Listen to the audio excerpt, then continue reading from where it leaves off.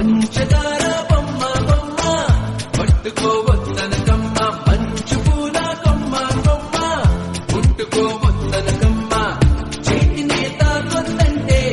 చెంతకే రావద్దంటే ఏమవుతానమ్మా నిన్ను పొందే